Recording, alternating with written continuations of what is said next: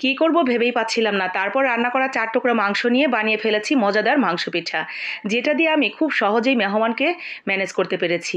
আমার মেহমান বুঝতেই পারেনি খেয়ে যে আমি রান্না করা মাংস দিয়ে এই পিঠাগুলো তৈরি করেছিলাম। এত বেশি মজার এবং সুস্বাদু হয়েছিল। তাই বলে কি একটু বুদ্ধি খাটালে রান্না করা মাংস দিয়েও মেহমান ম্যানেজ করা যায় পিঠা বানিয়ে। তো আমি মাংস রান্না করেছিলাম গরুর মাংস। হুট করেই মেহমান চলে এসেছে বাসায়। মেহমানকে শুধুমাত্র গরুর মাংস এবং মাংস পোলাও দিয়েই আপ্যায়ন করব, সেটা কেমন হয়? একটু পিঠাপুলি না হলে হবে? তো মাংস যতটুকু ছিল ততটুকু আমি রান্না করে ফেলেছি। এখন আবার এই পিঠা বানানোর জন্য আমাকে এক্সট্রা করে হয় মাংস কিনে আনতে হবে, নয়তো অন্য কোনো ব্যবস্থা করতে হবে। তো কোনো ব্যবস্থার মধ্যে আর যাইনি, ঝুট ঝামেলা বাড়াইনি। আমি রান্না করা মাংসের থেকেই ৪ টুকরা মাংস নিয়ে সুন্দর করে ব্লেন্ড করে এটাকে কিমা করে ফেলেছি। হাত দিয়ে ছিঁড়েও নেওয়া যেত, বেশি তাড়াহুড়ার মধ্যে ছিলাম, ভাবলাম ব্লেন্ড করে কিমার মতো করে ফেলি। খুব বেশি কিমা করে নিয়ে একটু ঝুরঝুরা হয়েছে, তখন নামিয়ে পেঁয়াজ টেয়াজ আদা রসুন টসুন দিয়ে সমস্ত কিছু দিয়ে সুন্দর করে এইভাবে ভুনা ভুনা করে নিয়েছি। তো মাংসের পুরটা তো আমার রেডি হয়ে গেছে। এখন ওই কড়াইটাতেই না ধুয়েই আমি দিয়ে দিয়েছি ১ কাপ পরিমাণ পানি। নর্মাল চায়ের কাপের ১ কাপ পানি, তার সাথে দিয়ে দিয়েছি স্বাদ মতো লবণ এবং আটা। আমি কিন্তু এখানে আটা দিয়েছি। চালের গুঁড়া দিয়েই এই পিঠাটা মূলত তৈরি করতে হয়। তবে চালের গুঁড়া ছাড়া যদি আমার মতো তাড়াহুড়ার মধ্যে থাকেন যে এখন চালের গুঁড়া তৈরি করার মতো অবস্থায় আপনি নেই, তাহলে এরকম আটা দিয়েই বানিয়ে ফেলবেন। খেয়ে বোঝার উপায় থাকবে না যে এটা আপনি আটা দিয়ে তৈরি করেছেন। কোনো পার্থক্যই পাবেন না ভাজার পরে মচমচা হয়ে গেলে। তো আমি সুন্দর করে ডোটা বানিয়ে নিয়েছি হাত দিয়ে মেখে সুন্দর করে। এখন এটাকে নর্মালি যেভাবে আমরা রুটি তৈরি করি সেইভাবে ছোট ছোট করে লেচি তৈরি করে নেব। নর্মাল রুটির মতোই আমরা রুটি বেলে নেব, পাতলা পাতলা করে। একেবারে বেশি পাতলাও করব না, আবার একেবারে মোটা হবে ঠিক ওরকমও না। ঠিক এরকমভাবে রুটি তৈরি করে নিয়েছি সবগুলো দিয়ে। এরপরে প্রত্যেকটা রুটি থেকে ২টা করে পিঠা হবে। তো এই মাঝখান থেকে আমি ২টা ভাগ করে নিয়েছি।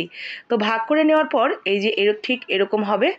এখন এই পিঠার ভাঁজটা কিভাবে দিবেন দেখেন। আপনি ওই পাশে থেকেও দিতে পারেন, আবার এই পাশে থেকেও দিতে পারেন। ঠিক এইভাবে দেখেন। একটু খেয়াল করলেই বুঝতে পারবেন যে আমি কিভাবে ভাঁজটা দিয়েছি। ঠিক এভাবে ভাঁজটা দিলে মাঝখানে একটা পকেটের মতো হবে।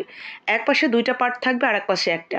তো মাঝখানে একটা পকেটের মতো হয়ে গেলে মাঝখানে যখন আপনি পুরটা দিবেন, এটা ভাজার পর আর বের হয়ে আসার কোনো চান্সই থাকবে না। তো খুব সহজেই আপনি এই পিঠার ভাঁজটা দিয়ে নিতে পারবেন একটু খেয়াল করলেই। যদি বুঝতে অসুবিধা হয় বা আপনার দেখেই মনে হয় হ্যাঁ এই পিঠাটা বানাবো, খুবই সহজ এবং সুস্বাদু মনে হচ্ছে, তাহলে টুক করে একটা লাইক কমেন্ট করে আপনার টাইমলাইনে শেয়ার করে রাখবেন, যাতে পরবর্তীতে আপনার যখন খেতে ইচ্ছে করলো আপনি একটু ঝালাই করে নিয়ে বানাতে পারলেন। কোনো ঝুট ঝামেলা থাকলো না, আর আমাকেও বলতে হলো না যে আপু এই পিঠার লিঙ্কটা পাচ্ছি না। তো আমি কিন্তু দ্বিতীয় পিঠাটাও ঠিক একইভাবে ভরে নিয়েছি। উপরের দিকটা কিছুটা বাকি রেখে পুরটা দিয়ে ঠিক উপরের থেকে এভাবে সিল করে দিবেন মুখটা। তো এইভাবে সমস্ত পিঠাগুলো আমি ভরে নিয়েছি।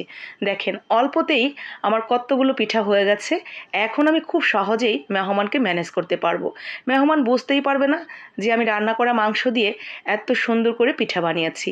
তো এই পিঠাগুলো আমাদের মানিকগঞ্জের একটা নাম আছে, আর এই পিঠাটা কিন্তু আমাদের মানিকগঞ্জের খুবই ঐতিহ্য এবং জনপ্রিয় একটা পিঠা, যেটাকে বলে মোরগ শংসা পিঠা। তো কাছাকাছি দেখতে হলেও এটা কিন্তু মোরগ শংসা পিঠা হয়নি, কারণ এই পিঠার বিশেষত হলো চালের গুঁড়া দিয়ে বানাতে হয় এবং মোরগের মাংস দিয়ে বানাতে হয়, তবেই সেটা হবে অথেন্টিক মোরগ শংসা পিঠা। তবে এটাকে আপনি কপি মোরগ শংসা পিঠা বলতে পারেন, কারণ আমি তৈরি করেছি আটা এবং গরুর মাংস দিয়ে। তো এই পিঠা বানিয়ে আমি কিন্তু আমার মেহমানের মন জয় করে ফেলেছি।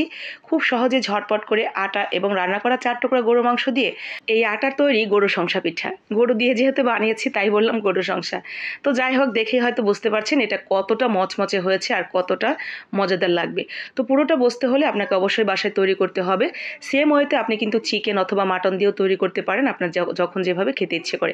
ভালো লাগলে লাইক কমেন্ট শেয়ার করে দিবেন, যাতে বাকিরাও শিখতে পারে।